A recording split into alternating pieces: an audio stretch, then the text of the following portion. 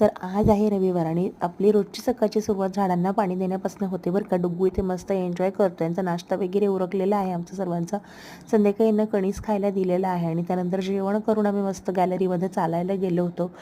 ते झाल्यानंतर डुग्गूला अचानक रात्री 104 105 ताप आला. आता मी कशीबशी म्हणजे नाही का काळजावर दगड ठेवून ऑफिसला आले, कारण की नवीन नवीन ऑफिस आहे. परत जर सुट्टी वगैरे घेतली तर प्रॉब्लेम व्हायला नको. बट मी हाफ डे घेऊनच घरी निघाले.